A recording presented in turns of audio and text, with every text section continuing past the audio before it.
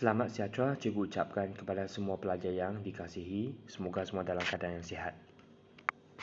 Pada hari ini cikgu akan ajar Komsas tingkatan 1, iaitu sajak kedua, ku ingin berterima kasih.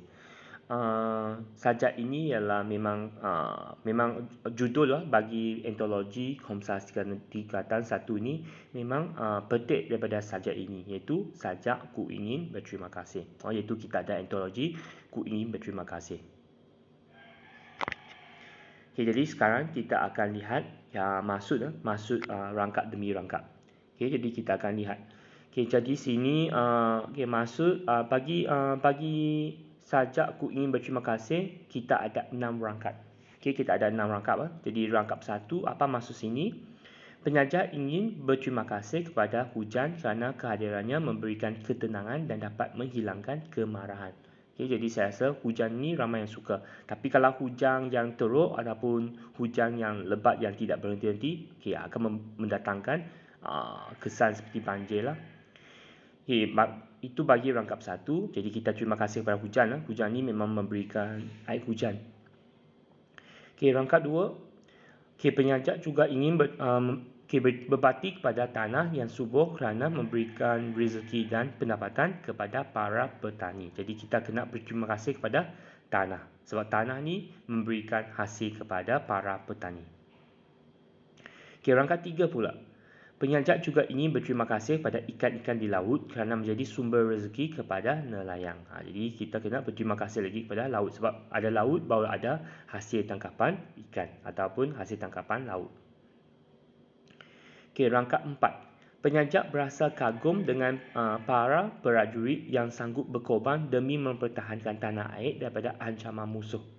Jadi sini memang saya rasa prajurit ini ialah askar ataupun tentera. Jadi mereka ni sanggup berkorban ataupun sanggup menggadaikan nyawa mereka ni untuk berbakti kepada negara yang tercinta. Jadi itu bagi rangkap yang keempat. Rangkap yang kelima. Rangkap yang kelima, kadang-kala penyajak teringin untuk membantu mangsa perang bagi meringankan penderitaannya. Jadi sini kalau anda perhatikan sekarang baru-baru ini kita ada perang iaitu antara Israel dengan Palestin. Jadi mangsa perang saya rasa memang seperti mangsa yang kita perhatikan mangsa Palestin. Kalau anda perhatikan memang saya rasa ada video rakaman yang daripada kanak-kanak tentang keadaan di sana tu, memang saya rasa hidup mereka memang dalam ketakutan dan juga mereka hidup dengan penuh penderitaan. Jadi itu situasi bagi mangsa perang. Rangkap 6 pula. Maksud bagi rangkap 6 ialah penyajak berpendapat bahawa dunia akan lebih aman dan damai jika manusia merenung kehidupan pada masa ini. Jadi kita kena fikir apa yang berlaku sekarang, kita kena hidup dengan berdamai. Kalau kita ni tidak berdamai, kita mementingkan diri sendiri, saya rasa sejarah dah telah membuktikan manusia ni memang mementingkan diri sendiri, sebab kita sudah ada Perang Dunia Pertama dan Perang Dunia yang kedua. Jadi sekarang kita pula kena berperang dengan pandemik COVID-19.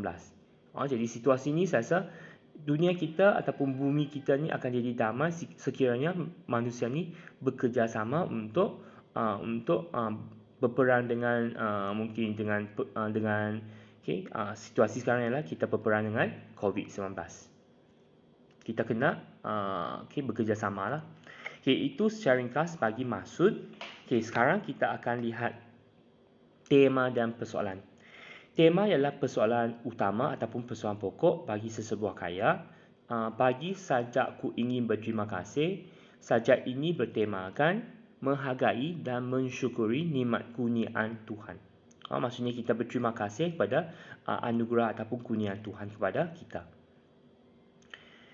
Persoalan pula ialah idea ataupun isi-isi sampingan yang menyokong tema.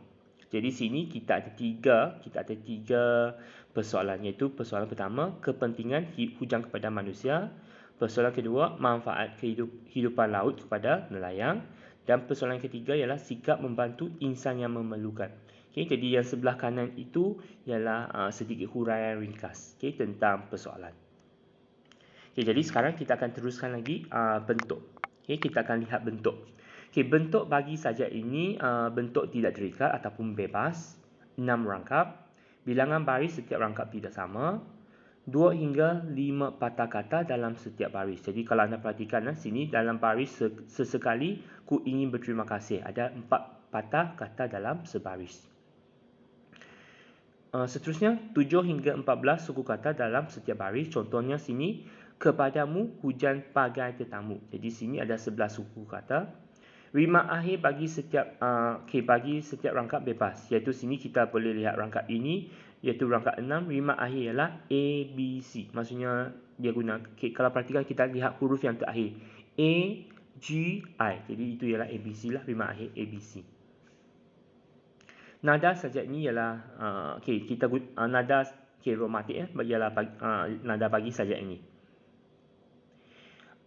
Unsur bunyi kita ada 2. Kita ada aliterasi dan kita ada ansonansi. Jadi ansonansi ialah pengulangan huruf vokal. Jadi contohnya sini kita dapat lihat pengulangan vokal A, iaitu kerana tanganmu pernah berdarah. Iaitu sini kamu perhatikan yang berwarna biru itu, perkataan A berulang.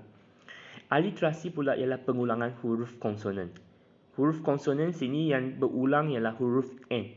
Jiwa pun menjadi dingin. Jadi sini perkataan yang berwarna, itu ialah pengulangan huruf konsonan. Sekarang kita akan lihat gaya bahasa. Gaya bahasa sini ada 8. Jadi mungkin saya rasa kita akan lihat sepintas lalu. Jadi sini gaya bahasa yang ada, yang pertama imej alam, iaitu objek ataupun unsur alam yang ada di sekeliling kita. Kata ganda, saya rasa tak ada masalah. Contoh kata ganda sini ialah ikan-ikan.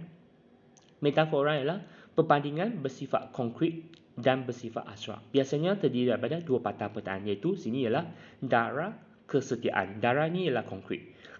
Kesetiaan ialah sesuatu yang abstrak. Personifikasi ialah pemberian sifat manusia kepada benda yang tidak bernyawa. Contohnya, kepadamu tanah yang hidup. Tanah ni tak hidup tapi dia berikan tanah yang hidup. Sebab kita tanam mungkin pokok ataupun hasil tanaman. Hyperbola ialah kita memberikan kiasan berlebih-lebihan. Contohnya, api amarah pun terpadam. Jadi api ni susah nak padam lah. Kalau kita nak padam memang kena gunakan. Kalau api biasanya kita padam guna air lah.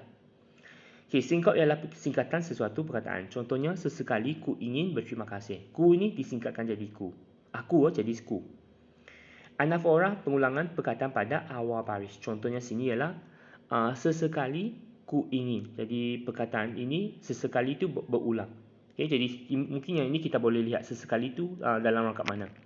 Jadi sini kita boleh lihat sesekali. Yang di depan kalau anda perhatikan, dari rangkap 1 hingga rangkap 5, sesekali semua berulang di depan. Iaitu itu ialah pengulangan atau pengulangan kata di awal baris ataupun kita panggil anafora.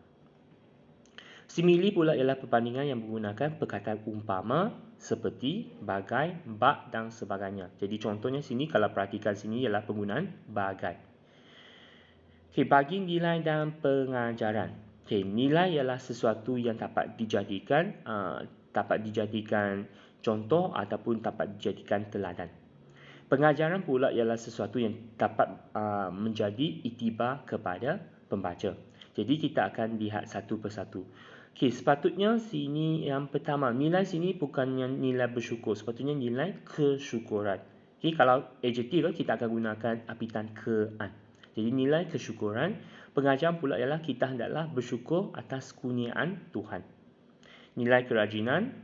Pengajaran ialah kita hendaklah rajin berusaha bagi meneruskan kehidupan ini. Jadi sekarang musim memang saya rasa kita berdepan dengan cabaran, banyak cabaran iaitu COVID-19. Jadi kita kena rajinlah supaya kita dapat teruskan hidup inilah dengan baik. Nilai patriotisme, iaitu pengajaran kita mestilah mempunyai semangat patriotisme dalam diri, semangat cinta akan negara. Bagi nilai berterima kasih, saya rasa nilai berterima kasih, saya rasa bersyukur sebenarnya hampir sama dengan berterima kasih. Sebab kalau kita bersyukur maksudnya kita berterima kasih. Dan nilai yang terakhir adalah nilai keinsafan, iaitu kita hendaklah insaf atas kesilapan dan menghindari daripada berlakunya peperangan. Okey, jadi itu secara ringkas bagi saja ku ingin berterima kasih. Jadi itu saja topik kita pada hari ini. Sekian, terima kasih.